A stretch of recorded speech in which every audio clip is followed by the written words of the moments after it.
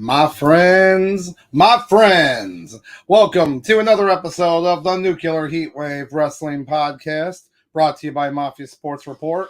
I, as always, am Dr. Love, and of course, who do we have over here? Well, that's Sauce Bronson, baby. Hope everybody had a good Memorial weekend. Yes, I really hope so. We definitely did, so that was good. Yeah, hopefully everybody enjoyed the long weekend. Yep. And then, as you can see, it does look like my thing there. It says, that guy. He's pulling the John Cena. Don't worry. Don't worry. But he'll be here shortly, so we'll see. I told him to pop in through the door just like Kool-Aid Man, but then I forgot. Like maybe I don't want him to break down the door, so we'll figure it out. But looks like we already got a couple chats here. We got CBM. Oh, how's the light, Dr. Love? Hey, light's working good. You can actually see me. I don't look like I'm in the dungeon. So it looks good to me. So, and then, of course, D-Town guy. Yeet. Good to seeing you as always, man. Always. As always, and for those who's chiming in, let us know how your long weekend went. Yeah, absolutely. So, of course, we had lots of wrestling this weekend, and we're here just kind of give you the quick recap about it because, some things were good, some things were memorable, some things were, not that memorable. Not that Memorial. Not that Memorial. That sounded good in my head. But we're here to kind of cover that all for you. So, and we're going to get started with the King and Queen of the Ring, just because it's also just a shorter show. Compared to AEW, anything else is always a shorter show. Isn't that the truth? I mean, the AEW cards are always so bloated with so many matches. And then even then, some matches get on the pre-show that maybe should have been on the main show. Let's just... Oh, God. Oh, boy. But we're going to talk about King and Queen first. So let's go. We'll roll with that. King and Queen of the Ring, obviously, is in Riyadh, Saudi Arabia. And, however you feel about the Saudi Arabian shows, all I care about is it's a 1 o'clock show in the afternoon. So it's like you either can watch it live or you have to watch it later, because you're busy. So, but I was able to watch pretty much the majority of the show. And I'm pretty sure Sauce did too, at least the majority of it. Oh, yeah. So, originally, I usually take Memorial weekend off, to go see family on the West Coast, but that didn't come into fruition this year. Shout out to those, on the West Coast.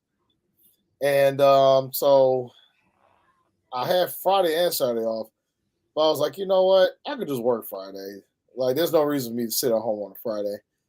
So went ahead, worked my Friday, but then I still kept Saturday off, so I pretty much, had the weekend off. Oh, okay. I gotcha. So Actually, go ahead. Go ahead, Doc. That's all right. I just saw that D-Town guy had a question here for us. He says, what do you guys think about Sexy Red on NXT? Okay, so here's two opinions I have. One, I understand it from a business perspective because she's the hottest thing right now, unfortunately, in society. But I get why they're doing it for, promotion, publicity. And that's all I'm saying about that. Yes, some of her songs are catchy. Yeah, I just wish that if I had a time machine, I wish I could go back in time. Not to stop World War II or III happening, not to stop Hitler from doing what he's doing. You know what I would use my time machine for? I would use it so that Lil' Kim never got into rapping, because that domino effect would now because that domino effect. Had Lil' Kim never rapped the way she did, 30 years later, we would never have a Sexy Red. Oh, my God. Oh, now this is going to be a fun show. I can already tell. I wish I could show you some of her Instagram, but then our channel might get flagged. I'm pretty sure it would get flagged, I think. So, oh, man, that's fun. So, thank you, D-Town guy, on that. Moving on to the King and Queen of the Ring. We'll go right down what I have on this list here. So go ahead, bring it, Doc. What you got for us? So let's go with the King of the Rings tournament final, which was Gunther versus Randy Orton. Gunther, becoming victorious, winning in the match. This is one of those matches where we had talked briefly, Sauce, and I believe it's like you got two great superstars, in wrestling, but I feel like there was just a little bit of a kind of a disconnect with their wrestling. Like they were just not in sync. They weren't. They didn't gel well. And you got to remember, this is like the first time they've wrestled, not counting any time that they've worked on the actual match themselves together. But actually wrestling, it's like the first time they've wrestled.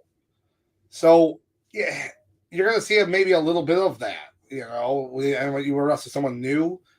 But that's all I noticed. I noticed it was just a little bit of that in this match. So a lot of time that takes it down. But I still think it was pretty good. It just wasn't one of those like top tier matches that we're so used to seeing Gunther in, and also Randy Orton can pull that out anytime. So yeah, and also the ending too. It didn't help with the ending, whether or not that they're going to work it as a storyline or not. But yeah, the ending was bizarre. Like he rolled him over, which I liked as a move, like the kind of like for a pin, like one of those kind of quick pin things. But like I was sitting here going, shoulders up. Oh no! Hey! My God, it's that guy. Hello, folks. I was like hoping maybe didn't come in like the Kool-Aid Man, or we were gonna have a problem. Oh yeah. Sorry. There you go. I was getting my pump on, and I apologize to all the viewers out there. Hey, do me a favor. Tell that guy to scooch in towards the middle a little bit more. Yep. I'm busy. He's busy. All right, I got you. But as far as what you're saying, Doc, as far as the match goes, the first 6 or 7 minutes definitely seemed kind of off because, Orton and Gunther, they're trying to figure themselves out. But what I did like was it seemed like the first 12. Well, quick question, Doc. How many minutes did that match get? I don't have that pulled up here. I apologize. I don't have that readily available. So Okay. I'm going to look these up while we talk. So yeah, I'm assuming it was about a 25-minute match. So I would say the first 10 minutes, these two guys trying to, figure it out. But what ended up happening was, it seemed like Orton, him being a veteran, he kind of took control for a while, kind of, steered the ship. And then eventually you saw the tides turn where it was like, okay, now that these guys have finally figured it out. And, at that point, it went from I don't know what's going on here to, okay, that was a pretty solid match. Yeah. So 21:50. So they gave him almost 22 minutes for that match. So that match was awesome. I personally liked it. The match was solid, but the only thing was the first 6 minutes because these two guys were trying to figure it out, as they were going or not, and which led to Randy looking dominant the first half of the match, then Gunther being dominant the second half of the match. Mm-hmm. So, but I guarantee you, the third time that these guys wrestle, the rubber match is coming. Oh yeah, I can have. Well, see, that's where I saw the whenever the ending where his shoulder was clearly not down, and Corey Graves actually kind of referencing it, made me think that they might do a rematch at Clash of the Castle for them too, and then that winner will go on the SummerSlam for the world title shot. So I like that. Whoever wins King of the Ring gets a shot at SummerSlam. And that is the new thing that I didn't even know until they mentioned it. They're like, oh yeah, they're gonna get a shot at SummerSlam. I go, now it makes sense. Now you give it like a meaning. Yeah, which is what they used to do 20 years ago. They did. I mean, this is Rumble gets a shot at WrestleMania. Yeah. King of the Ring gets a shot at SummerSlam, and then they should do something for Survivor Series. Yeah. No, I disagree. Well, I disagree on that only because SummerSlam and WrestleMania is like the two big cheeses. I get it. Their sports. Survivor Series came out first, though. Right. Well, I'm just saying the way they promote it. WrestleMania, SummerSlam is like the head of these events, so it makes sense to have something, pay-per-view or something, beforehand to raise the stakes wherever they need to. But stuff like Survivor Series, that's more of just, I look at that kind of like a all-star game for the mid-carders.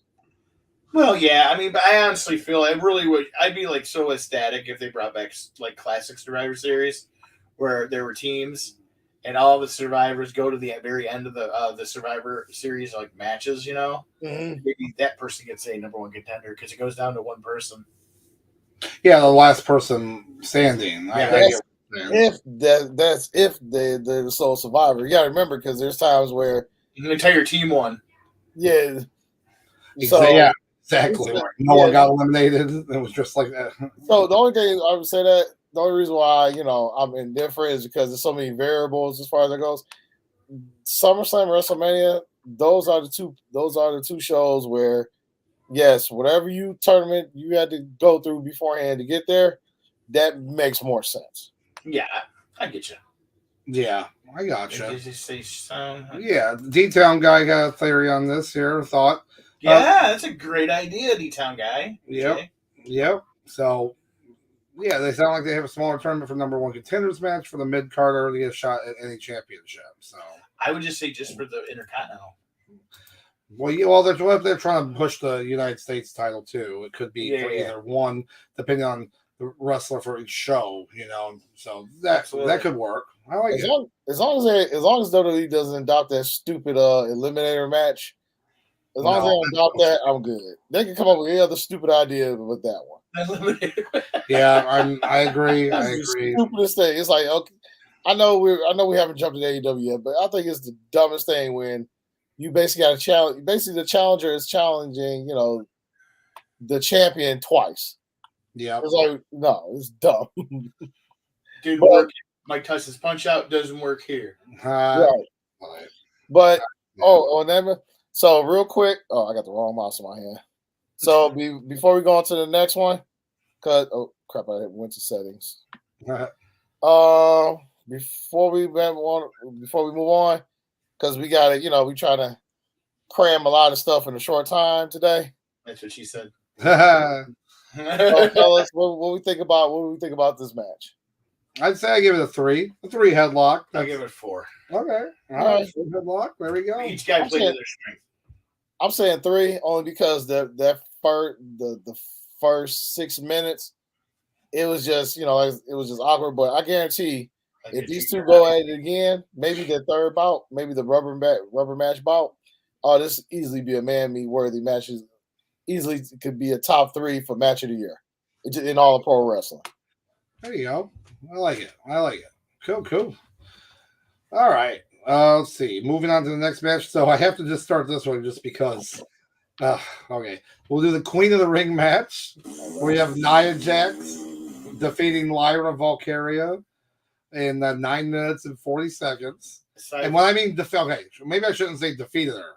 Maybe I should just say destroyed her. like completely, utterly, she died. And it finished. It was a good finish. It reminds me of the old Yokozuna when he used to destroy like jobbers or something. And then he really thought he killed Hulkamania that last time. Oh my gosh! Tell 7-year-old me that. Yeah, I'm sitting there traumatized in front of the screen. I can't enjoy none of my cartoons for the rest of the day because I think the big guy from Japan killed my hero. Yeah, I can't enjoy playing Super Nintendo afterwards because I'm just too traumatized. CB him with the refrigerator. Oh my god! Hey, I'll tell you something. So I was gonna say, as far as the match goes, I wasn't mad at it. I enjoyed it. The only thing was just that finish. And I know that's probably what you're going to get into a little bit, Doc. So I'll go ahead and hand it back off to you. Yeah, D-Town guy. Yeah, that's exactly what we're talking about, D-Town guy. I thought she crushed Lyra with the botch. I mean, she did. I don't know how she didn't, it was crazy. It shows me that Nia Jax is not safe in the ring. I am sorry. Which we all have known for a few years. So. Yes. Oh, yeah. To me, I think, when she wants to be, she could be a damn good solid wrestler because she knows her repertoire. She kind of works off of that monster moveset. Yeah. Big man moveset. But there's times where, it's just not a matter of if, but when. I will say, to her credit, though, and not trying to be biased, but since she's come back, she has been way less reckless in the ring. Yeah. Except for yesterday. Except for Saturday. Yeah. Because I remember I looked up and I was like, "Oh my god, she even killed that poor little girl." She killed her. My God, she got squished to death. Broken in half. I guess maybe because old girl is just so small. Nia just when she went for the finish, she maybe she wasn't used to going that low, and she just went down further than she wanted to. Yeah, and what's so disappointing is like you pushed Lyra this whole way to do this, and she had a great match against like Io Sky. Her whole tournament matches were great. And then you had her face Nia, and they did a good job with the whole David versus Goliath, like trying to chop her down and get her. But then it was like, all right, then Nia just wins. All right, now if they don't continue to push Lyra, I think I'll they be will. pissed off. You know. Oh shit, yeah. Sure. I hope. Well, I know. Hey, anything can happen. Yeah. So valid point. Well, this loss definitely didn't hurt her because you saw she had a quick little segment on Raw yesterday. I think she did a match on Raw yesterday. I can't remember. I'll be honest with the wrestling community. I was halfway paying. It was a point in Raw where I just wasn't paying attention. It was just background noise. I forgot it was Monday yesterday. Yeah. There you go. Oh, that's funny. She did have a sweet outfit though at the King of the Ring because all the women had to wear outfits that cover their whole bodies, but they all made it work really well. I thought. Oh, yeah. She had the sweet like raven's wings and stuff she came out with because of her kind of gimmick, so it looked kind of cool. They got kings in Saudi Arabia, or is it sultans? That was sultans. I'll call it sultans this time. Don't give them any ideas, Patent pending. Sultans. Sultana. Oh god. So we'll move on to actually for the ratings for this, I gotta give this just like a 2 headlock because it didn't go to their strengths as much, and also the finish just made it worse. So I'm soured it a bit. It's somewhere between 2 and cheeks with me. Oh my god! Listen, you gotta commit to one. I like Valkyra, so the way she took that, they're getting squished like a champ. I'll give it a 2. All right, so that's unanimous too, because that's pretty much what I'm going with. We all knew Nia was gonna win. It was just how she was gonna win. D-Town guy was like, all I heard was the voice from Mortal Kombat. Finish her. Fatality. Oh, that's funny. Good the Ottoman Empire. Yes, they did. CBS. Yep, the Ottoman Empire had sultans. Okay, there we go. They're like the Ottoman Empire. And Saudi Arabia has kings. So there you go. All right. Thank you. That's what hashtag the more you know. We got to get that graphic for this sauce. There we go. I like it. So moving on, we do have the triple threat match for the Intercontinental title. Sami Zayn defeating Chad Gable and big Bronson Reed. No relation to our resident Southside. So it was the he went in there and he pinned Sammy you pinned Bronson. Yeah, he's pinned Bronson. Yeah, I think I was gonna go that way. Well, yeah, because when you ever see a match like that and they got the one person, the odd person out, you're like, there you are. This guy's taking the pin or he's taking the loss. Like any match with Kurgan. Now the match itself was pretty good, and they are doing a good job with the heel turn with Gable and like his Alpha Academy basically trying to whip them into shape. Trying to make Otis. Do what he wants. Yeah, monster. Oh yeah, so it was pretty good. That was pretty cool. But I think the other reason why Bronson Reed was in the match is to really showcase Chad Gable's strength. Like I knew for sure he's doing some kind of one of his Germans as release Germans and stuff. And they did that double German suplex spot, which was pretty impressive regardless. So. There was a lot of good spots off the top rope. They went with that big spot where it's always the fun spot. You get on the top rope, then there's always the one guy at the bottom who's like, "I'm gonna power bomb you." But really, all they do is like they're already doing the suplex, so it's like, okay, here you go. That's kind of like the way I don't like here for Kevin Nash's power bomb, his jackknife. What? It's just kind of. What? I actually like the elbow. I like the elbow. He's got a great sidewalk. Oh, my quad. Oh, my quad. Sorry. Oh God, my quad. But his like if you say, hey, somebody with a power bomb, I think Mike Awesome. Oh, Mike Awesome. Yeah, absolutely. I think Mike Awesome. I think Sid Vicious. Or I say, think Batista. I'd say Batista. Batista's got a nice power bomb. Yeah, he does. Yeah. Because he sits out with it, and it looks awesome. Yeah, well, yeah. There's your difference too. He's got the sit down power bomb. And like we were talking about Gunther, like I'm not big on him having the power bomb as a finish. It's not.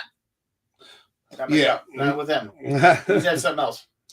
Well, that's where let him have the clothesline from hell. He already does the damn lariat since crazy. Well, everything he does is super effing stiff. Yeah, so if you give him like the clothesline from hell, he comes out of nowhere and just like, smoke you, you're done. Like you're dead.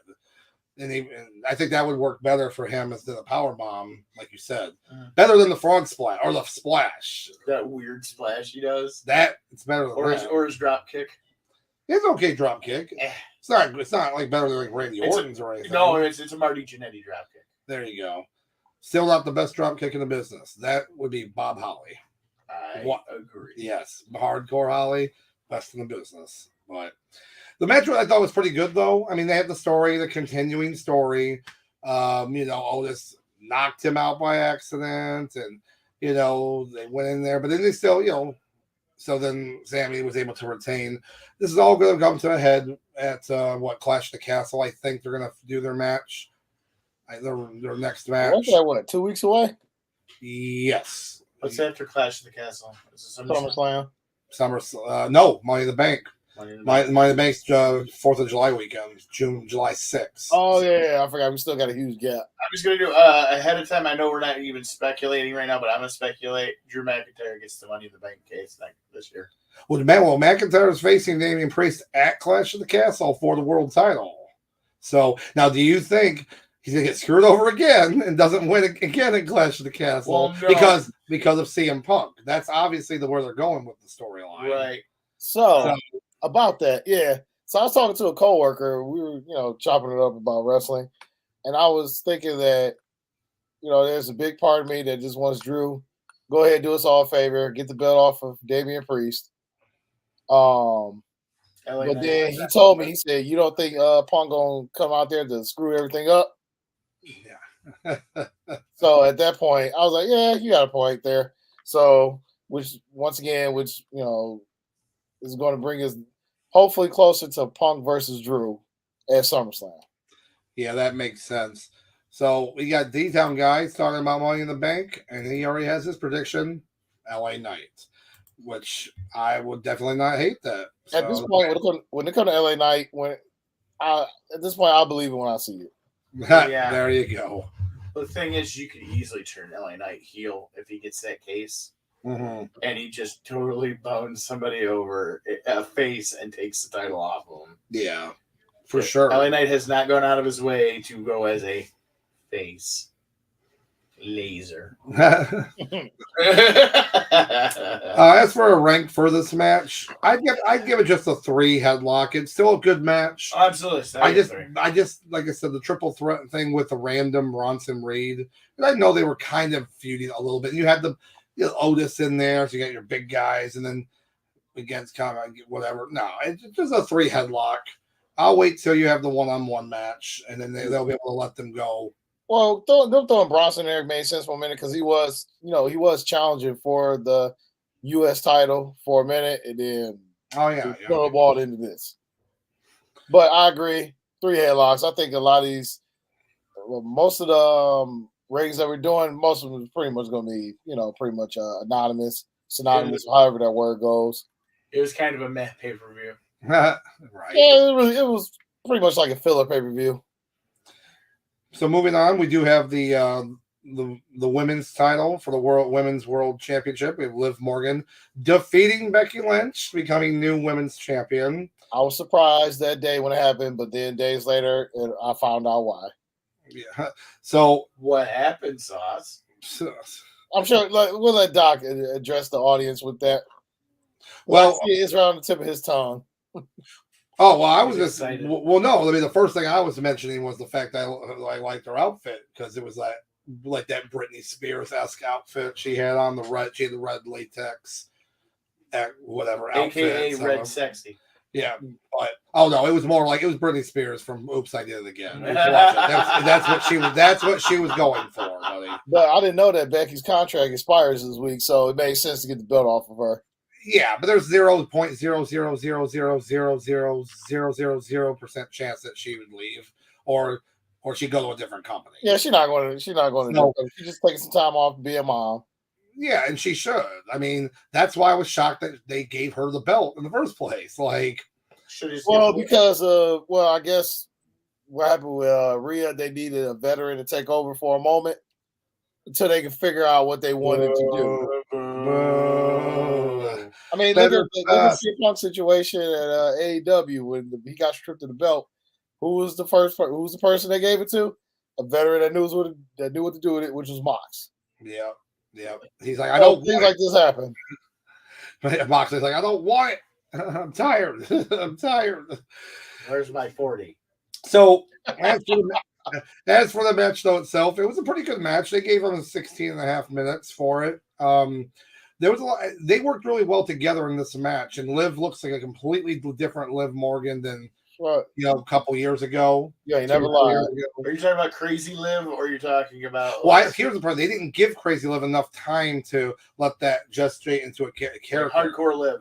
Oh yeah, well it was masochistic Liv because like when she got hit through the table, she was smiling maniacally. So then every time she got hurt, she was like laughing about it. So but they didn't let it continue more past that. They like kind of stopped it, which was a bummer. So now it's that whole revenge tour, which it's working well, and of course the ending, which is going into what I've already said, is going to happen.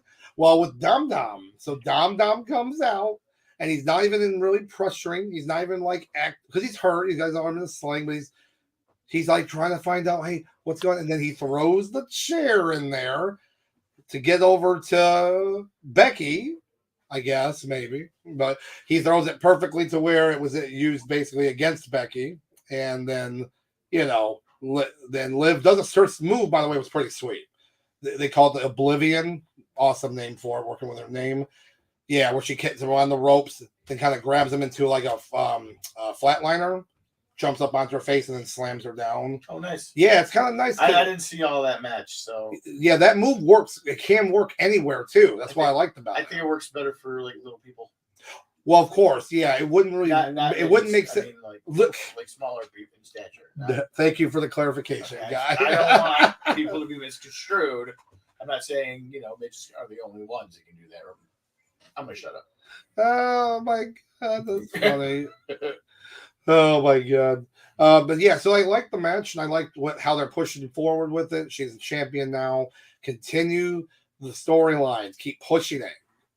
And of course, well, moving with this, and I'll just add this to it. Last night on Raw, they had a rematch, a steel cage match, a rematch. I love that with Becky and Liv, and in the matches, back and forth, really good main event too. Dom Dom comes out again, so Dom Dom comes out, and he opens the door for Becky to try to come out. So Becky's trying to like crawl out. Then Liv almost crawls out. But then what's funny about this whole thing is there's this ongoing story with JD McDonough and Braun Strowman. Braun Strowman's like, I love that. He's like Nemesis from like Resident Evil 3, where he's like chasing JD McDonough down everywhere. So they do this spot where JD comes out with Judgment Day, but then Braun comes down, runs away, and he runs around the ring. But it was perfectly set up for Braun to run around, hit Dom Dom, hit the cage door right as Becky Lynch was coming out the door to knock her out. Like it was just perfectly set up. And then it let Liv be able to crawl out the door, and it was like, sweet, okay, cool. She won. The thing is, she's not really a heel though. But she's not a heel, but she's a revenge. But see, if you're against Mommy, you're a heel because everyone loves Mommy. Ripley. Now here's what's crazy. After all that happened, she looked at Dom Dom, and I'm like, they're gonna kiss. And she grabs him, and they make out. Now, mind you, he still didn't act like he wanted it, but that's where they're going. They're going that way. I'm just saying, So now it's gonna continue on. You're gonna see Rhea Ripley either show up or on a video thing for it, pissed off. Yeah, she should be ready by SummerSlam, and you're gonna have that match happen at SummerSlam. And Liv's gonna retain. Liv will retain because Dom will finally turn on Mommy and stay with Livy. Hey, Livy. Livy mummy. Yeah. Hey Doc, you hit it right on the head earlier when you were talking about this is different Liv Morgan. For some reason, I'm rooting for her more with this push now than I did the first time. Like, just I don't know, maybe she finally got it. She finally figured it out. Like the wrestling was there for the most part. WWE. I mean, wrestling. You have a repertoire that you go through. Put her into a storyline that made sense. That too. I mean, she's been in a few storylines. That would make sense. But it just seemed like they finally got her character down, and it makes me everything she does now makes me want to invest. Yeah, absolutely. Looks like we got Chad in the house. Yeah. What up, fellas? What's going on, man? Good hearing from you. Good seeing, man. Did you see what CBM said? Oh yeah, yep, absolutely. Yeah, the CBM up there. Yep, absolutely. So going back to Becky Lynch, we talking about because it was a surprise. Meltzer reported in '95 that Macho Man was injured, torn rotator cuff and pec, and he couldn't wrestle at World War III. Bischoff saw this and decided that Macho Man would win World War III and the title while working injured, but it was a surprise. And maybe a little similar logic WWE had with Becky to win the title despite her contract status. Yep. So, yeah. So, I mean, that's absolutely, probably in line with that.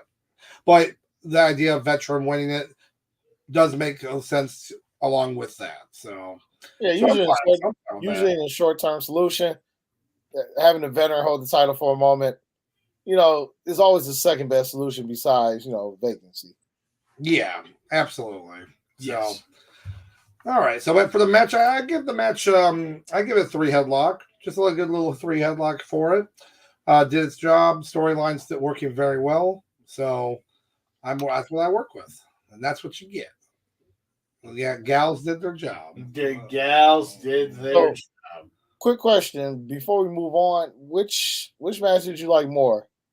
Their match in Saudi Arabia or the cage match they had last night? Cage match. I mean, I did like the cage match better, but I did like parts of the Saudi Arabian match. You got to pick one. I just like the cage match better because I saw the whole thing. I'm like the Saudi Arabia match. Yeah, I mean, overall, I'd say the cage match was better. Yeah. Okay. Yeah. So yeah, that was nice. It was good. So, quick side note: when do we think that Damian Priest is going to lose his heavyweight title? God, I hope so. Well, again, depending on the storylines, if they want, they could do it Clash of the Castle, but I really think Drew McIntyre is going to be screwed over by CM Punk again. That sets up the SummerSlam match, but it also makes sense that if it could be for the title, he wins and then he tries to go after him. But it's really up in the air because would they screw McIntyre over twice at Clash? At Clash of the Castle. I know, especially with a different booking in there since last year. That was 2 years ago. It was 2 years ago. I know, it's crazy to think. It just kind of it's kind of you see it coming now. Yeah. Like, it's his hometown. We should screw him over. Really? Again? Yeah. That's because Tony Khan's not booking. No TK. Oh gosh, we'll get to that in a second. We're gonna set up a tour all along California. We're gonna have 32 dates in 31 days, and the Bucks are gonna win every time. Everyone with the Tuna Meltzer driver. Tuna Meltzer driver. Yep. Oh God, I hate you. I hate you, Kate. I hate you so much. So we're gonna move on to the main event here, it's gonna be quick because this is just one that's whatever. Another Saudi show. You said it best. That's pretty much how. It's another Saudi show where the main event had Logan Paul, right? So let's just. I don't know why he's so big over there. Well, because again, he's just overall his influencer status and worldwide makes him big, and over there he's big too. So look, man, I heard it all. Like, he respects the business, all that stuff. I get it. Okay, he can do some athletic moves. He does not deserve to be where he's at right now. Well, once they said that this wasn't for his United States title, like winner take all, I was like, well, it's dumb.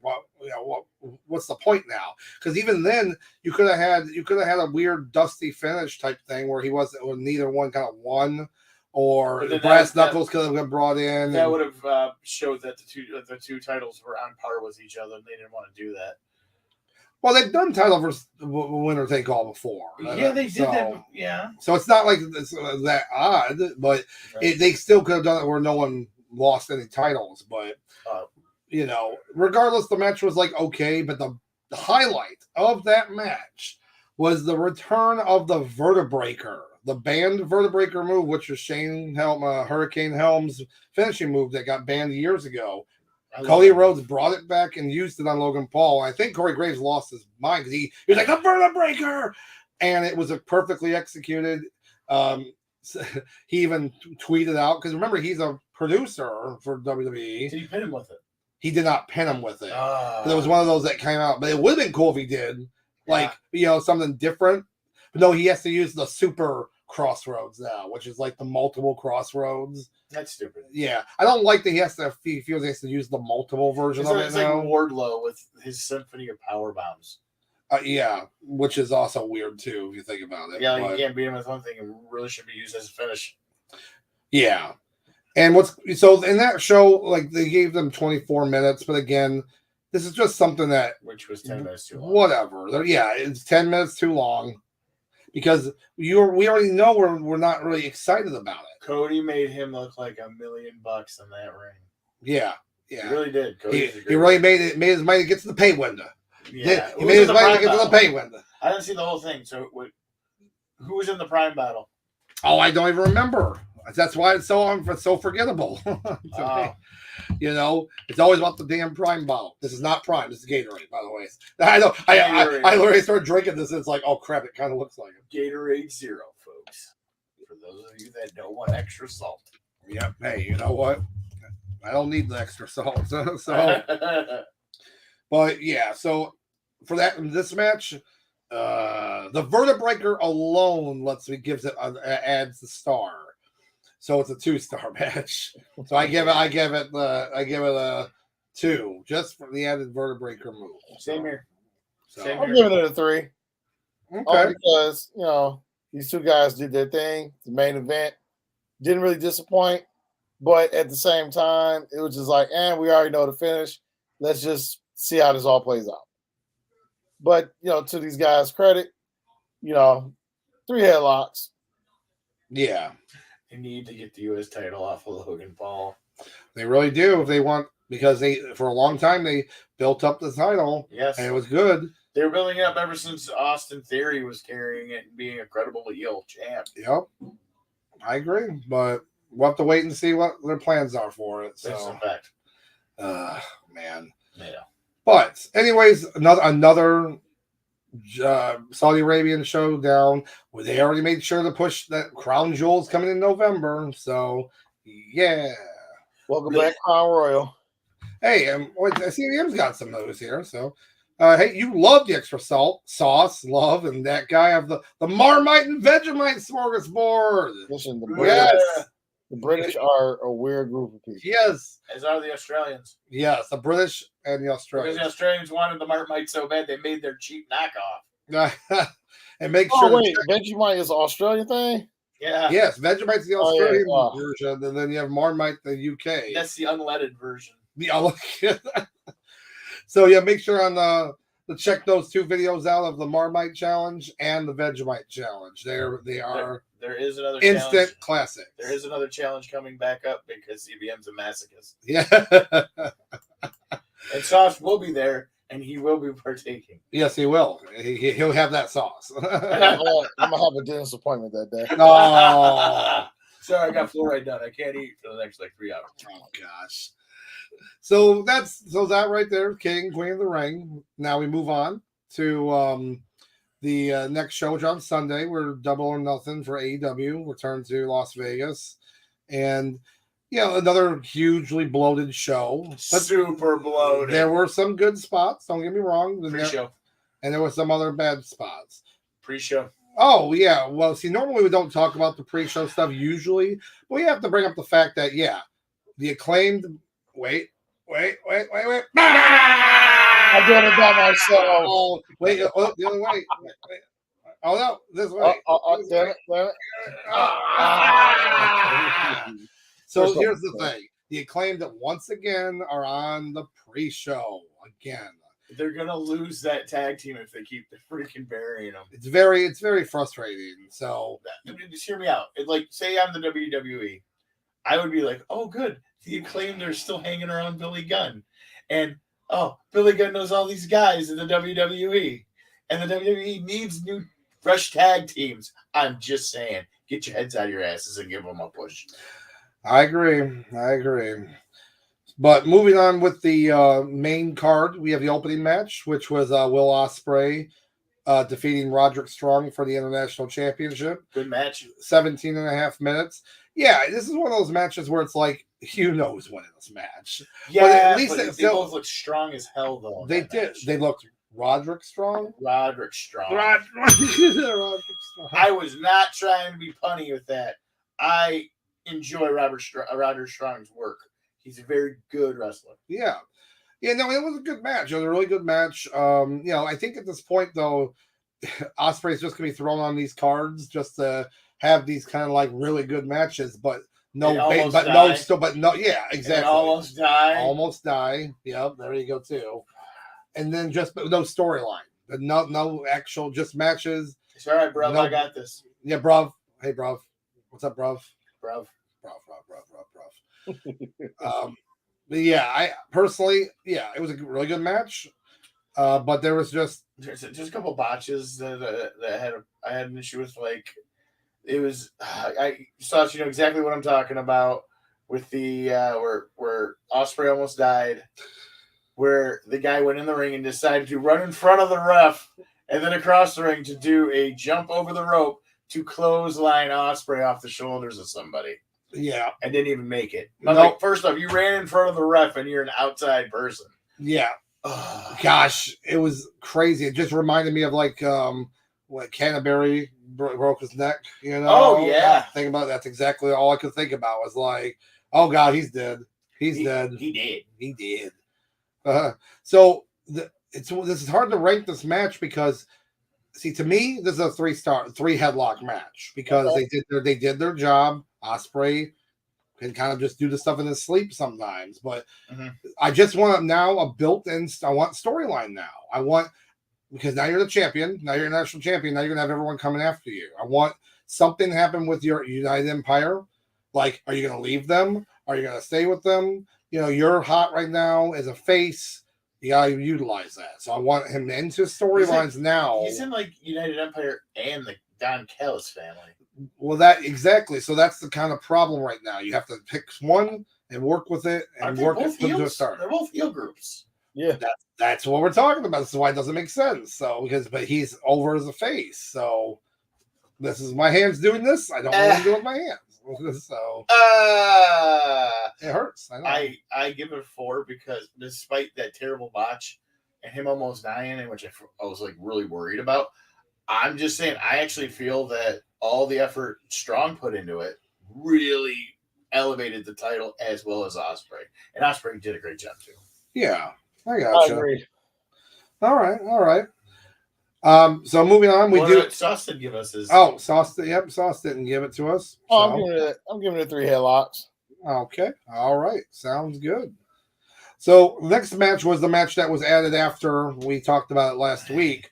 But you got the Bang Bang Gang, who are the unified trios champions versus the Death Triangle, which I was like, okay, all right, they're on TV. I'm happy about that. I do enjoy Death Triangle. Yep, 12 and a half minutes they gave for them. This is a match that could have been on the pre-show, though, in my opinion. That should have been on the pre-show because nobody cares about the trios. No. Yep, and that's pretty unified trios titles. That's pretty accurate. I'd say that even the Acclaimed are more popular, and they should have probably been on the main card, or this could have been like. Did they wrestle again? So. They wrestled. The Acclaimed wrestled. The Cage of Agony. Oh, the Cage of Agony. Brian Cage and the Gates of Agony. Yes. Cage of Agony. That's what I'm like. No, that stop trying to make fetch work. Okay, that's not gonna work.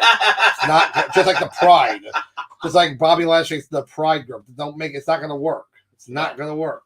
No, stop it. Listen to the doctor. Stop it. But with this match, that's all I gotta say. Clear a 2 headlock for me right off the bat. It just, again, triple 6-man tag matches and stuff are just it's what they are. They are they're a special event, not an all the time thing. Because all you see the 6-man tag matches now are always for the titles. There's never just a 6-man tag match to have a 6-man tag match.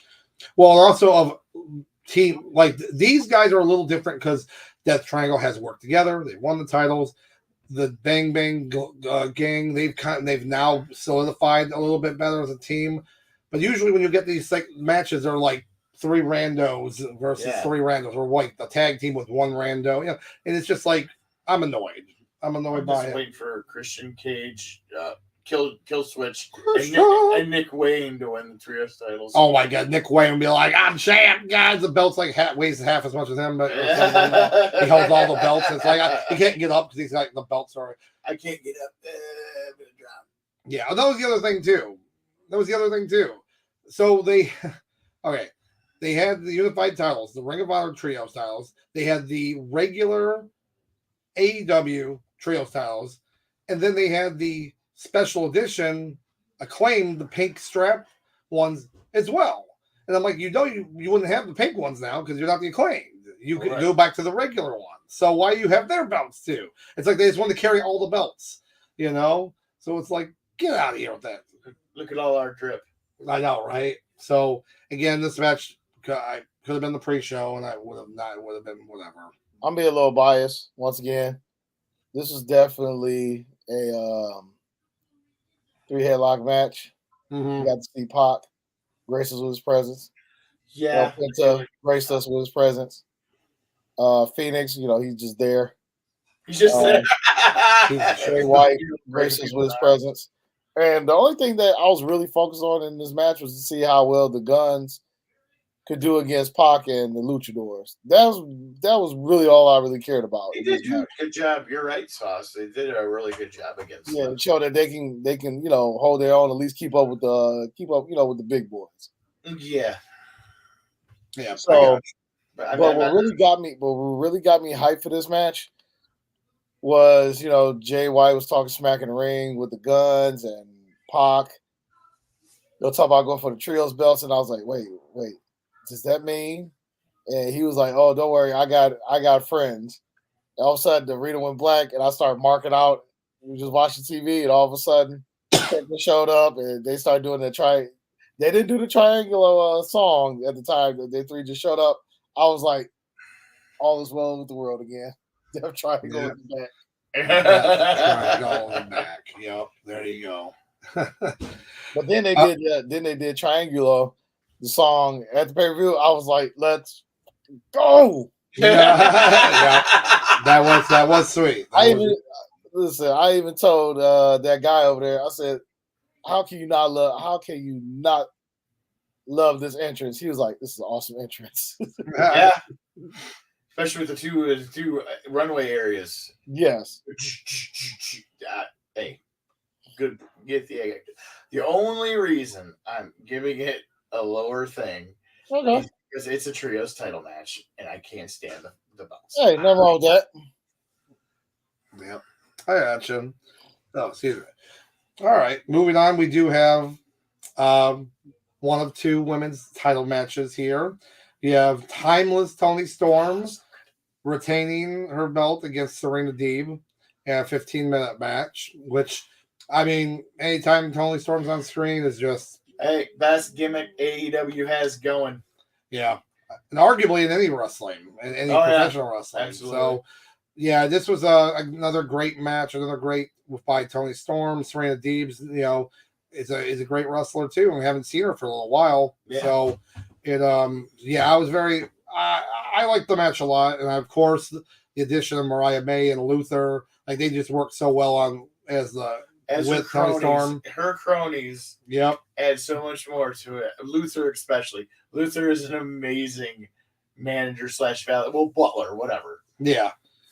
It works so well. Although they did show cracks in it with what's her flunky's name? Mariah May. Yeah, there's issues there starting to form. I think. Yes, I know this. So they're already kind of starting to set that up, like where Mariah's got fighting with Luther and fighting with them. So we'll figure that out. What's going to happen in there? Obviously, soon enough. Soon, probably for that. Which we could even see as soon as Forbidden Door, because you got to remember Mariah May wrestled over in Stardom in Japan, so she's got like a big chunk of her career was there. So there could be there's something about that moving over here. I just really hope that AEW doesn't do what they always do, and they tease this shit, and they immediately pull the trigger real fast. I'm like slow burn it for a little bit. Don't make us earn it. Let it cook. Yes, let you cook. Get your stew on. Let's just get I like that. But yeah, I thought it was a good match. What do you think, Sauce? Oh, most definitely. As far as the reason why I'm giving this a four hairlocks. You as well. Me as well. Is not only did they let the women perform, not only did they let them give them some time, but these women actually wrestled. Yeah. That was the main thing. They wrestled. Yep. Yeah, I agree with that. It was chain wrestling, and guess what? The face went over in the chain wrestling show. I'm more technically sound, so the heels got to pull out the shenanigans. Oh man, it was textbook, and it was great. Hey, what's that place with all the shit on the walls? Shenanigans. Let's talk. But yeah, I have to. I got the 4 headlocks as well. I have to give it a 4 as well. So wait, here we go. Yeah, there we go, baby. There we go. So, CBM's got it right here. Mariah May should have been forced to motorboat on Serena just like she did on Layla Hirsch. Oh, God. Yeah, I did. Yeah, that would have been. That'd been so horrible, right? So horrible. Oh yeah, I would have been. Now, how about what you do against Sky Blue? No, maybe that. Just saying. So we're giving you gold here, okay? We're giving you gold. All the gold in the back. Yep. I like it. So, moving on to another match that could have absolutely been the pre-show. Are we talking about pockets? Yep, we're talking about pockets. Yep. Orange Cassidy defeating. His reaction as he's trying to introduce the next match. Don't mind me. Orange Cassidy defeating Trent Beretta, 14 minutes basically, and it could have been a 7-minute match for God's sake. I actually enjoyed Beretta in this match. I thought well, there's nothing wrong with Trent Beretta, and in a sense, there's nothing wrong with Orange Cassidy. It's just like CBM's favorite wrestler. Well, yeah, CBM. Well, no, we'll have to wait till we get to that match. This wasn't his favorite match. His favorite match was coming up. Now, but this match to me is just like, I get it. Like, best friends broke up. This is the whole story for it. So now it's over. Like, I'm done. Like, I don't want to see any more. I really hope they don't drag this out. They probably will. They definitely will. They'll have some kind of stipulation match now. They really feel that we're so invested in the drama of the best friends that they really need to carry this out. And quite frankly, I don't think we are. I never thought twice about them breaking up. I'm like, okay. Oh, yeah. That's how I looked at it. Like, oh, no. Oh, no. Never mind. Okay, whatever. What's new? What else is on? Like, the only reason, I'm the same way, because the only problem is Trent Beretta. Like, this whole thing, it makes you invested for like 5 minutes, and then who knows, 2 months from now, 2 weeks from now, we probably won't see Trent Beretta for like 4 months, and then we even forgot all this. Right. That's the good point right there. It's like, what's the God? Now, if this was like something, I feel like this would have been something good if they was on like NXT. Well, okay, developmental brand out there, they got a good few going. Then at that point, I probably would have been way more invested. Right. Because again, it goes, they don't know how to process the stew. No. Oh gosh, here we go. And then CBM with we're one step away from Joey Ryan, remember? Oh God. Yeah. Well, I hope not. Oh man. But yeah, as for a rating, oh gosh. 2 headlock. Yep, I give it a 2. 2 headlock here for me. I mean, I love me some Orange Cassidy, but yeah, it's like 2 headlocks. I don't even care. You know what?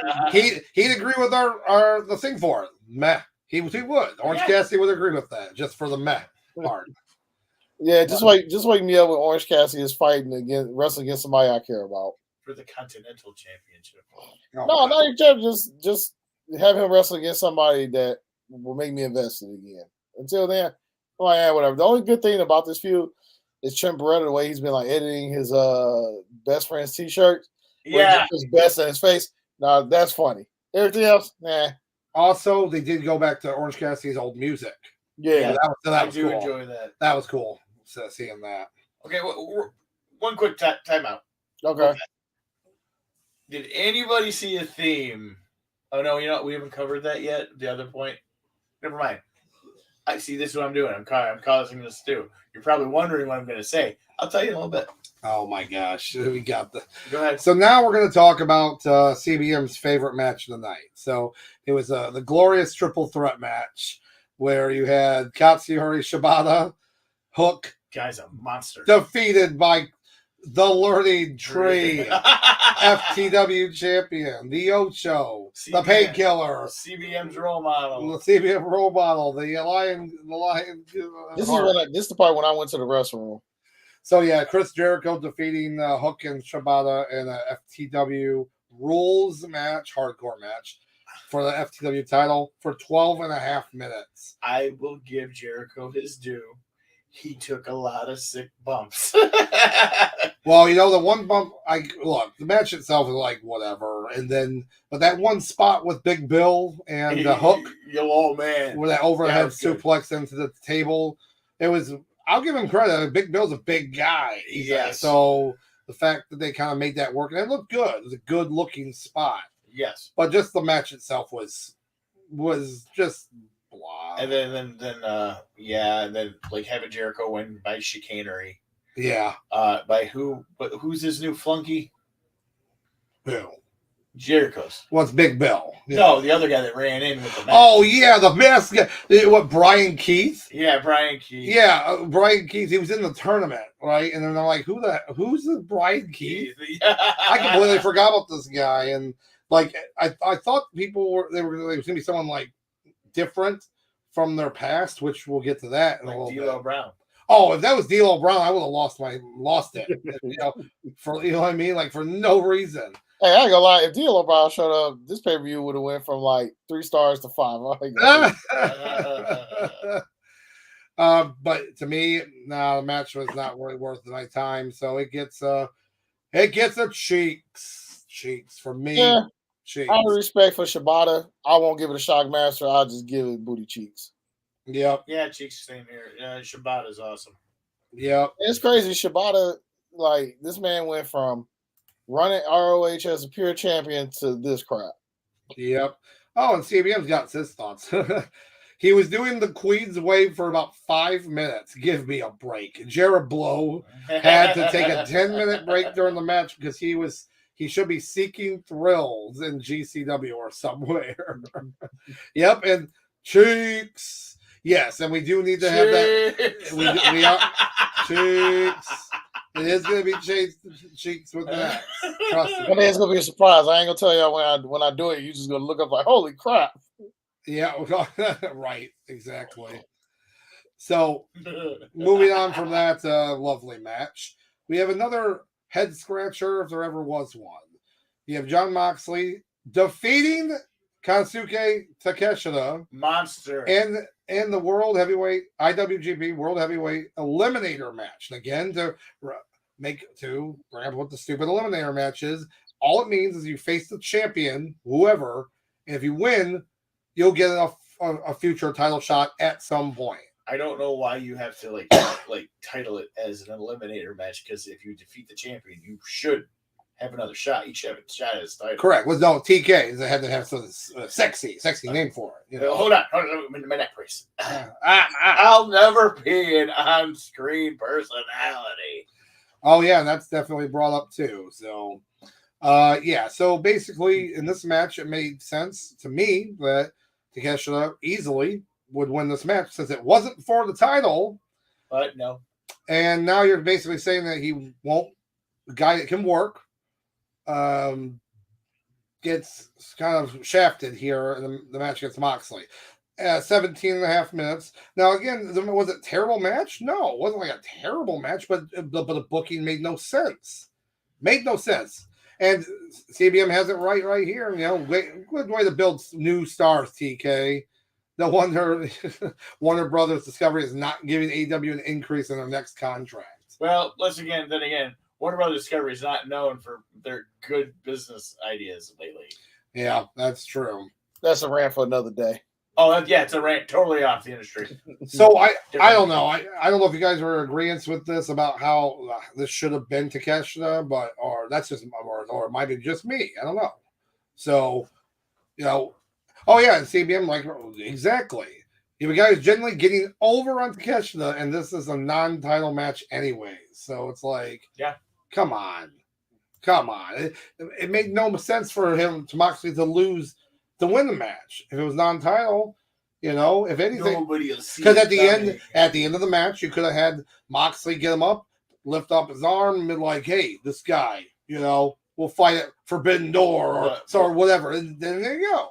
But he's a heel, and Moxley kind of isn't. But not the way he came out though. He came out as a heel, but still, he does have the coolest music ever though. He does. Oh yeah, his Don Callis music is the coolest music of all time. Wait, do we have it? Hold on, I might be able to get this played here. Hold on. Get on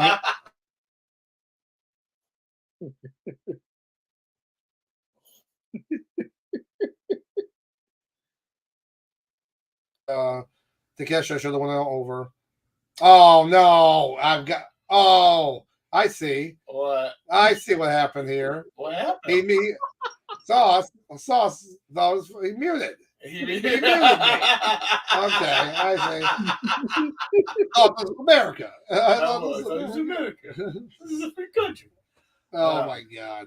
So yeah, I just think this match right here would have been 4 stars, because of the Takeshita not winning, it dropped it to a 3-star. 3 headlock for me. So, yeah. Or like they say in Germany, 3. So that's give me a 3 headlock right there. So yeah, I'm doing too, because I hate these stupid eliminator matches. I just do, and then I almost hate these matches as much as these. I did give Moxley credit. He didn't bleed. 6, 8, 10 matches, that tag team matches. They're both bought up there. Now, if this was Takeshita versus somebody else for the opportunity to face Mox, I'd be like, oh yeah, we're in business. But I'm so sick of these eliminator matches. Like, the concept itself is just stupid and pointless. I'm sorry. I just read CBM's. Nope. Yeah. Nope. Not falling for it again. Not falling for it again, guys. Not this time. So anyway, we're moving on. Have control of that as well. Can he play it on the screen? No, he can. He can, but I'm not reading it. So we're moving on to our next match here, where you had the Adam Copeland defeating Malachi Black in the barbed wire steel cage match for the TNT Championship. Now, a great match. It was a great match with one of the biggest surprises ever. Oh, that was awesome. So we were just talking literally before the match, or during the match, about how when Edge was at WrestleMania last year, and he came out with his kind of like Brood Edge gimmick against the Demon Finn Balor. Yeah. And it was like, man, why could he should have had Gangrel with him? It was perfect. Mm-hmm. And he wasn't there. Gangrel shows up at the pay-per-view, comes through the mat and everything. And I mean, full Gangrel outfit, the fangs and all. It was spit blood, badass. Members of the DDTs and all. The sweet Impaler DDT. It was, I mean, I haven't marked out like that in a while, so that was great. But you know what was even better was the fact that he didn't beat everyone. Malachi does his badass kick and knocks him out. Like, good. because he's old. Like he shouldn't be able to beat everyone like superpowered. You know? Exactly. I loved the match. I thought it was great. I really felt that if Malachi went over, I would have done more for him. Yeah, that's my other that's my main problem with this. Is that Malachi should have probably went over, because he deserves that title. He deserves that kind of getting pushed. And now, with the revelation that Adam Copeland got injured in the match, so he's gonna have to. Did. Yeah, so he's gonna have to relinquish the title. They haven't made that announcement official yet, but yeah, he got injured in the match. So Edge again is injured. So at this point, it's like Edge maybe just retire, maybe, because this has already happened. He did jump off the top of the cage, though. Oh yeah. I mean, go ahead. I'm sorry. Go ahead. That's okay. No, I was just kind of reiterating, like, yeah. I mean, that's a badass spot. So, or once you get to a certain age, like I understand they signed him and they decided about it. Like you don't have to work every single week. Like that's why I think he worked better in WWE because he wasn't, working matches every week. We saw Edge like maybe every 3 to 4 months. Well, I mean, also, and I understand what you're talking about there, Saz. Are you talking about when he showed up with his legacy contract? Yeah, it's about with WWE. Yeah, but it's the difference between wrestlers now and then. Like back in the day, they worked every day. So their bodies really calloused over. And they didn't do half the crazy shit that these guys are doing. Right. And I'm saying with Edge, like because of the age that he's at. Yeah, how old is he? 50-something? I think so. Yeah. I'm not positive. But then you really can't say that, though, because what's his face from Japan still working? He's like 60. So, with the weird hair. Yeah. I forget his name. Terry Funk worked well almost into his 60s, and he was doing himself. Yeah. I think Edge is like 50. Yeah, I just think. 50. Yeah. So he's not a crypt keeper old or anything like that. He is a decent age for being a veteran wrestler. Should you jump off a cage? I don't know. Probably not. Because remember, what was it, Ric Flair when he took that bump off the ladder? Oh, and we immediately left that match. He immediately left the match. He was 54 when that happened. Oh my God. That's what I'm saying. Like, no, you get to a certain point, you're not a spring chicken, especially what you are capable of. I'm just saying with guys, once they start hitting late 40s, early 50s, yeah, if Tony Khan wants to sign these fossils, they don't need to work every single week. That's just all I'm saying. Well, I mean, and also they should have the wherewithal to know that they're a draw regardless. Right, so even if they just... The young guys got to put in the work. They got to put in the work working every week, all that stuff, the mid-card stuff. Yeah. Edge can show up for pay-per-views. He can. I mean... But, okay, so hold on. What did he hurt? I'm not positive off the top of my head, unless it was without looking it up right now. I just know he got hurt. So, excuse me. Sorry about that. But, like I said, the match was still a really good match. I wish Malachi would have won, but it's still... ending was sweet. Gangrel showing up. I mean, that was really cool seeing that. So I'm giving that 4. I give it a 4 even to me. Oh, CBM, thank you. Broken tibia. So yeah, he's shelved for a while. Tibia, that's his leg. Yep, that's his leg. So he broke his timber. Timmy. Hey, what does it say above it though? No, I'm not. Yeah, nice. Nice try. Nice try, guy. Nice try, guy. But yeah, 4 headlock for me. So personally, it would have been 5 if Malachi went over. I would. Yep, I'd agree with that.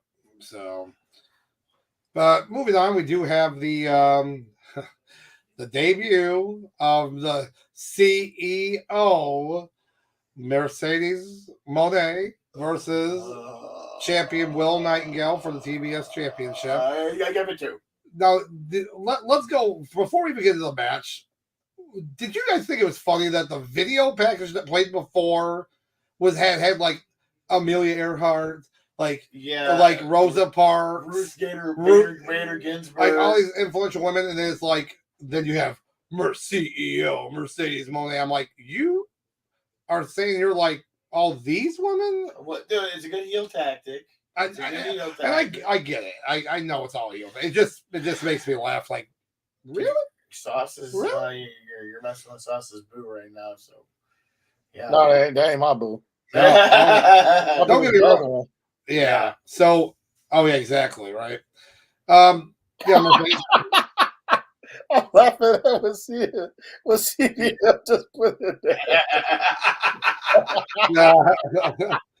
Oh yeah, so of course, CBM with a Mercedes moan has to be the least interesting women wrestler since Leva Bates.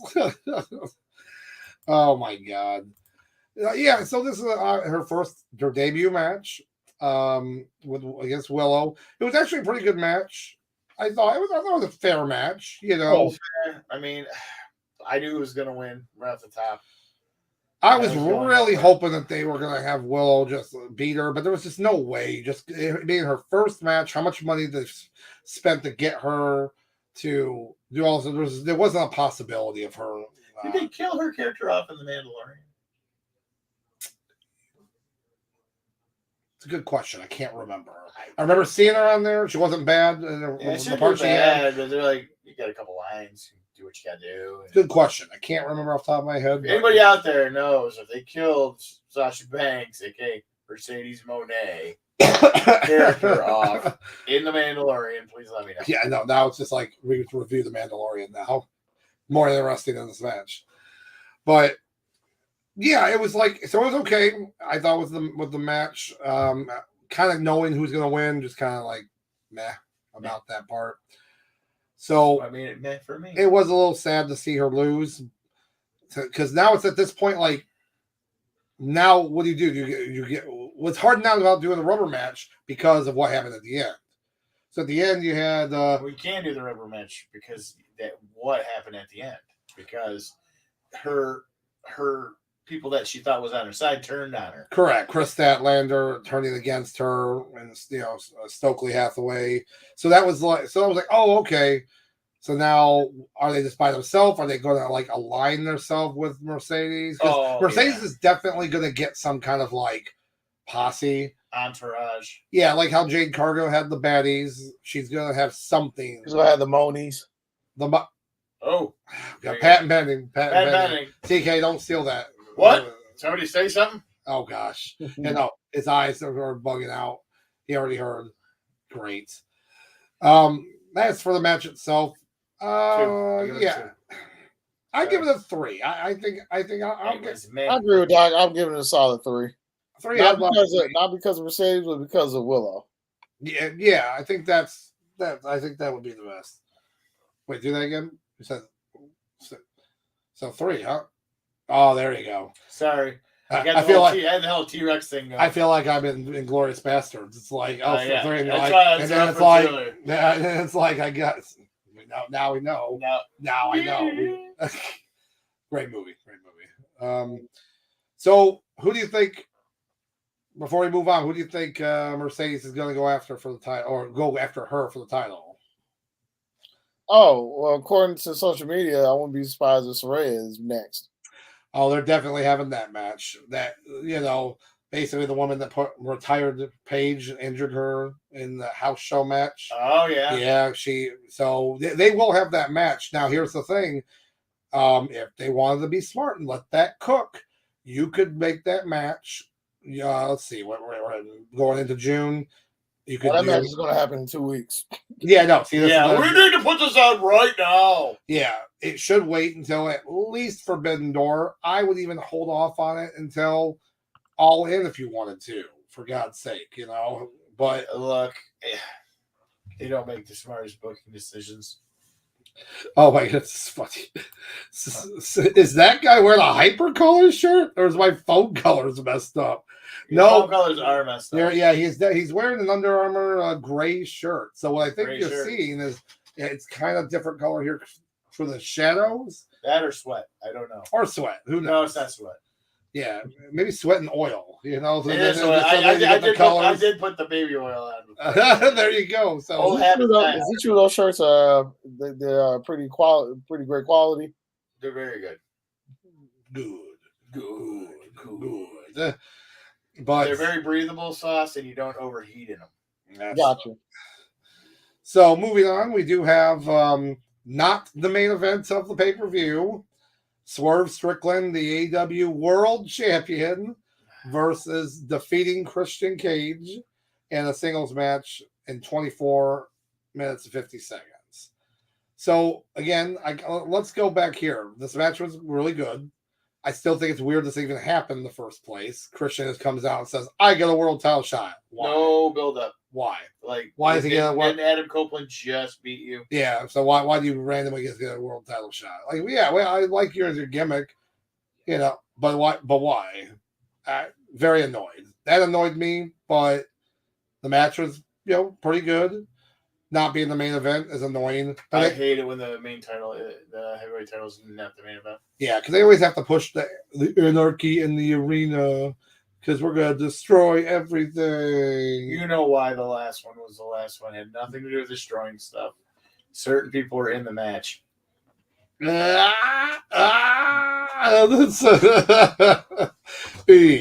VP. Oh, God. But as for this match right here, yeah, really good match. If this had any kind of build up beforehand, I would have, could have given it higher because I thought it was pretty well. I thought these guys can work well together. But Swerve's way over. So, but no, it just doesn't make any sense. So,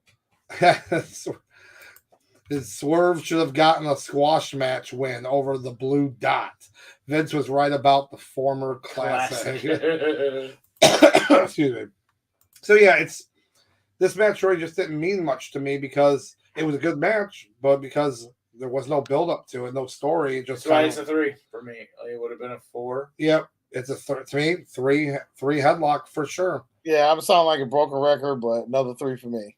Yep, yeah. So hopefully now Swerve can get put into some kind of storyline. Adam Page can come back. No, Adam Page should stay where he's at. No. Listen, quit picking on my favorite Bullet Club member. Now he's just full of shit. Now he's full of shit, guys. So before we move on to the main event, we do have to talk about one thing. Mr. Adam Cole came out earlier in the show to have his, because we were just talking about how he's not old. Where's Adam Cole? Comes out to do his little talk, and then all of a sudden music comes, the lights go down, really cool and a very cool video package of like a first-person view of somebody going through locker room, and you see this locker room that's got all this memorabilia that's all MJF. Like you see the dog collar on the shoulder, Nightmare Family, you see all these cool things of MJF, and again, it's first person, so he's like putting the scarf on, and then all of a sudden music comes up, and the man himself returns at Double or Nothing in a Triple H jeans and leather jacket like he wore when he returned at Royal Rumble. That's what I was going to say earlier. See, the stew's paying off.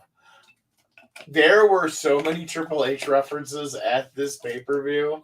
You had Beretta wearing the Triple H 90s tights. Yes, he was. You had MJF with the Triple H jacket. Yeah. There's multiple others, and it seemed like a couple of the matches had like same move sets. Like there were 2 matches that were right in a row, and everybody did the same exact move. Oh, let's talk about one thing too for a second. Why were there so many perfect plexes in this pay-per-view? There's a lot of perfect plexes, and wasn't he? Which wasn't a bad thing. It's not a bad thing. No, it's not. Fisherman suplexes. I think there was like 4 in this pay-per-view, 4 different matches, and 2 in back-to-back matches. So that's what I'm talking about. And they both did snap German suplexes too.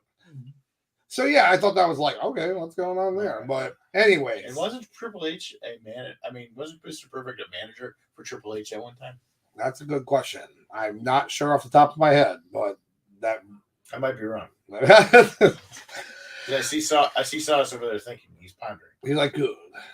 When you say Mr. Perfect, the only thing I can think in my brain right now is he's Flair. He was Flair's man. Yeah, I was gonna say with Flair when they was doing a Rap is Crap tour. Yeah. Oh no, it's a bunch of crap. I hate rap. I love it. Those shirts they had made too, like the concert tour, they are worth so much money if you find the vintage ones on. Oh, absolutely. But yeah, such a great gimmick. It was just so random. Anyways, MJF announced that he wasn't going anywhere. Yeah, he made a rap saying that not New Japan or Vince McMahon. Whoa, yeah. Oh, you mentioned the guy. So he does all this. It looked great. Did a brain buster, a sick brain buster to him. Cool. But then the cringiest part of the whole thing was the end. When he's like, come here, zoom in. And he got a an AEW tattoo on his calf. Like with a poker chip, AEW. And I'm like, really? That's weird. But it's smart of him because when he decides, when he decides to switch brands, you just wear some boots to cover that up. Oh yeah, that's the best part. His boots now would cover it up anyway. So, yeah. But I just thought, like, dude, what the hell? Yeah. But he did look good. He looked good, real good shape. Promo was great. So it's nice seeing that he's back. CBM, why do you bring this stuff up? Kendall Windham. Yep. Kendall Windham. Yeah, Kendall Windham trying to rap and switching it up the country. WCW 1999 gold, baby. Baby! Oh, man. But moving on to the main event, which, in my opinion, I really don't even care about it. I don't give a monkey's ass about it. But you have the Anarchy in the Arena match where you have the elite of the EVPs, Okada, and Jack Perry. Oh, I'm sorry. Scapegoat Jack Perry. Was that his Papa Mafia's favorite wrestler? Yep, Papa Mafia's favorite wrestler. So, and we're being serious because he said that to us. Listen, he spoke this in fruition like 6 months ago. So versus the rando team of Bryan Danielson, Darby Allin, and FTR. So they would have had Eddie Kingston in there, but he got injured. But no, he had to do his janitor duties. Well, to be fair, he probably would have done it, but yeah, he got hurt. So Jungle Juice. Yep. Yep. Right. Not Jungle Juice. Okada was wasted in this match. Yep. Danielson was wasted in. So far, that Okada's whole run has been wasted. FTR was wasted in this match. Yeah, I mean, Darby Allin fit. Yeah. Well, let's talk about the flamethrower spot. Darby Allin's already been hit by a vehicle. Okay, but now he's using flamethrowers on people. Tony Khan gets brought out. Randomly rolls down the. No, Jack Perry threw him down. Yeah, well, he threw him down, but then he kept rolling, and then he just stopped, and then he kept flinging himself. There's video of him doing it. It's hilarious. He looks like a small child just getting beat up, and he gets beat up by a small wrestler, the smallest guy. Well, the thing is like there are moments in pro wrestling. There are moments in pro wrestling where you kind of sit, you're like, I feel kind of bad for being a pro wrestling fan right now. Like, for instance, when they had zombies in the WWE. Correct. Yep. Twice. When Abdul the Butcher got electrocuted on live television at Halloween Havoc. Yes. Or Sting got set on fire and thrown off there. Giant getting thrown off the Cobo Arena. Giant fell off of Cobo Arena. Somebody hitting somebody with a flamethrower in this match falls in that category for me. It does. It really does. It was a very bizarre spot. And then, of course, CBM with it. You could not have a less threatening human being than Jungle Jackoff Perry. He must have had predictive text or something. I guess so. Darby Allin should do that cheese race in England where a bunch of people fall down a hill to catch a wheel of cheese. That right there is some interesting stuff. There's actually some show on Netflix that talks about these crazy things that people around the world, and the episode about that is insane. People get hurt so bad doing that cheese roll, but Darby Allin would be the one to do it. Well, he tried to climb Mount Everest, but he got hit by a bus. He got hit by a bus. And why does that not shock me even the least bit? Wait. You know what's funny? Darby Allin was supposed to climb Mount Everest, but then he got hit by a bus so hard that he had memory loss and somehow ended up in the Everest Institute. The Everest Institute. Hey, See what I did there? don't you want? Yeah, right there. What you doing with your life? Oh, You just sitting at home. You're not doing anything. Oh, sorry, I had to just the old No, commercial. did you see the photo of how his nose looked like a golf ball after they kicked him in the nose with the thumbtack shoes? Yeah, Oh. yeah, yeah. You didn't see it. Oh yeah, it was so many holes in his nose like a golf ball. Yeah, it was a mess. I hate the Young Bucks so much. You're like, I hate him. I hate him. I hate him so much. Yeah. They need to take the tag titles off them, but no. Oh yeah. By the way, yeah, that's another thing too I hate about this. You put them in this match, and then you hijack the tag team title, so then you can't have a legitimate tag team title match, which would have been great. Right, and they got a feud with FTR because you have FTR make them look like solid gold because they're the best tag team out there right now, and everybody knows it. Yeah. So that's annoying right off the bat. Yeah. But yeah. Hey, is the rating for this? It's whatever. Cheeks. Yeah, honestly, I'll give it a cheeks. Yeah. Because it just this doesn't further anything. Right. Well, let me ask you guys a question. Let's say they would have took out FTR, Okada, and Danielson. Four guys who can actually wrestle, who's known for wrestling more than antics. And they replaced them with like other guys that I don't know. Say Eddie Kingston wasn't hurt. Let's say I don't know. Cesaro. I mean, sorry. Well, yeah, people who's not really known for wrestling. Let's just say Kill Switch was in here for some reason. Like, there you go. And this match happened. Would the rating go up a little bit? Or, huh?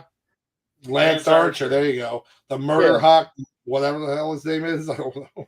Murder Hawk Monster. Murder Hawk Monster, which is still such a stupid name. Wardlow. Yeah, Wardlow. There you go. Any of those guys would your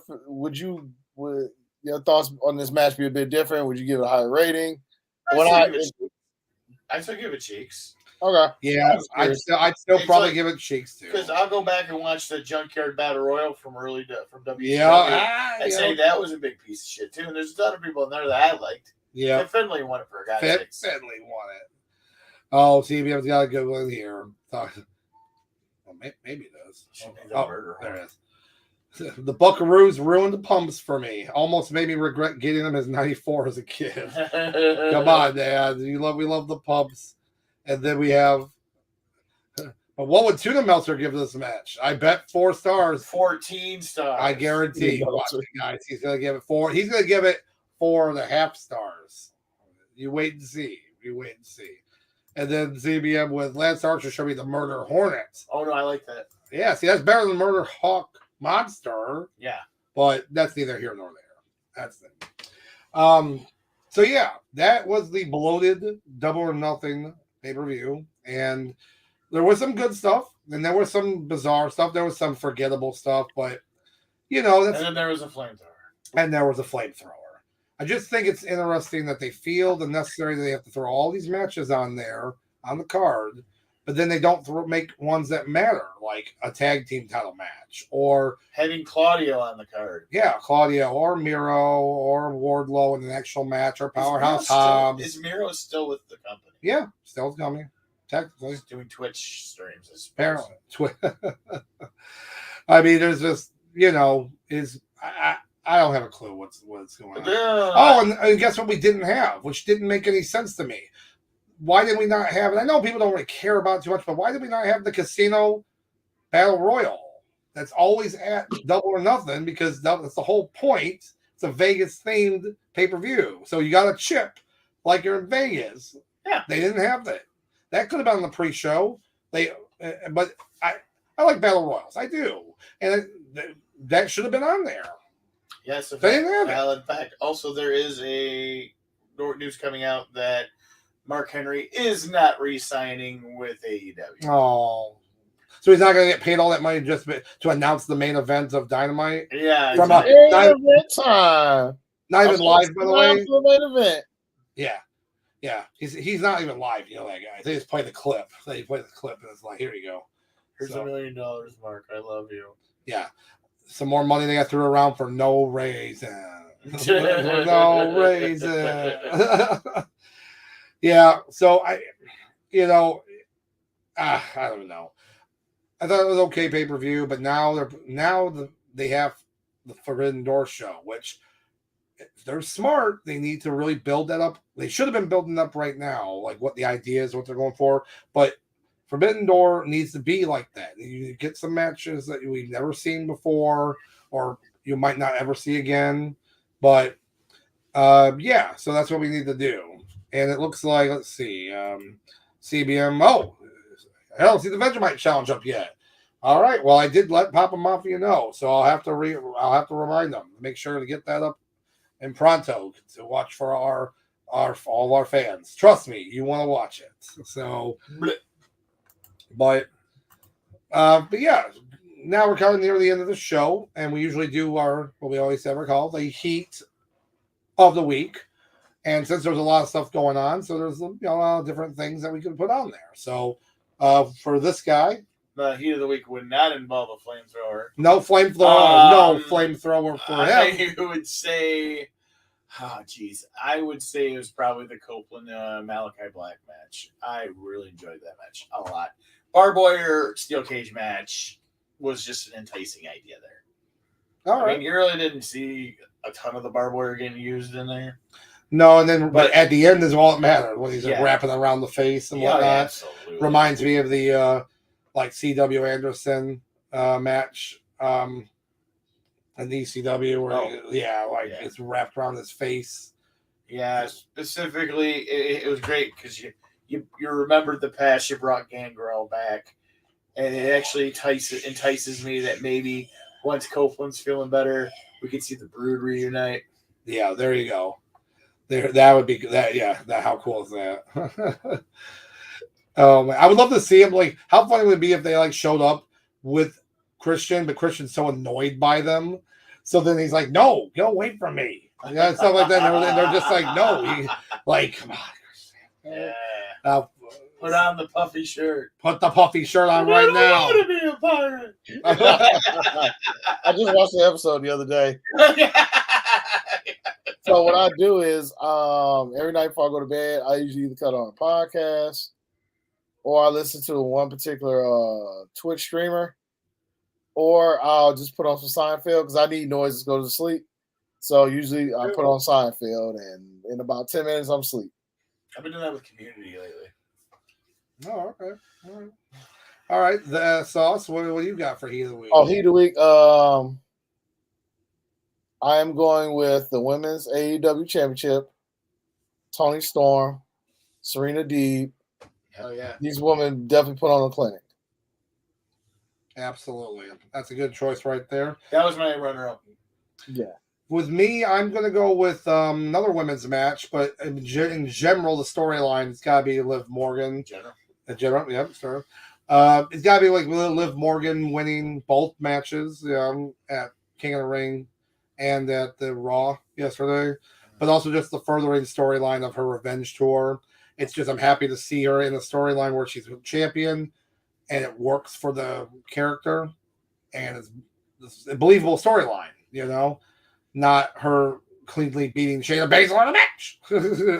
2 years old and we still can't let this go. I can't let it go.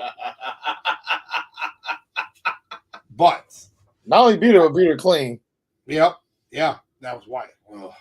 So that's why I'm excited to see where this goes, especially moving into SummerSlam, attacking Mommy. Then we'll have, because again, friends, tag team partners, now enemies. Now you've stolen Dom at my belt. That's a storyline. AEW, that's a storyline. You can't just. Oh, yeah. Yeah. Oh, yeah. So. Oh, yeah. There you go. Oh, yeah. There you go. It's oh, yeah. But very nice. Very nice. But, yeah, that's pretty much it for our wrestling wrap-up for the weekend. We had a lot of good stuff going on for this long holiday weekend, and we're happy to share that all with you guys. Next. Real fast. We got this guy here. Before we take off, I want to we've heard rumblings about the Wyatt 6.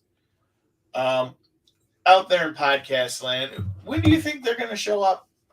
We would love your input on this. Yeah. Oh, yeah, for sure. And what we'll do is we can talk some more about that, especially next week.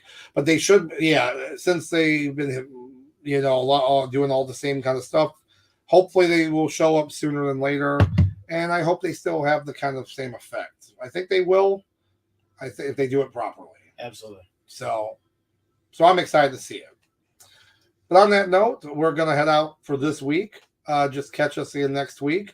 And we have more wrestling and fun stuff to talk about. And again, look for the Vegemite Challenge. That should be up at any time. Papa Mafia. Make sure we get that up. As well as the Marmite Challenge. Their Marmite Challenge is up, so you can see that. Search that. Watch it. Almost Very fun.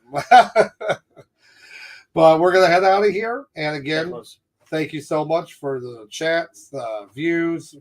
Love you guys. We love just BSing about wrestling with you guys. So we're going to head on out of here. And Sauce, take us away, man. Listen, I hope everybody enjoyed their weekend, their long weekend. But on that note, here's to enjoying wrestling today, enjoying wrestling yesterday, and hopefully you'll enjoy wrestling tomorrow.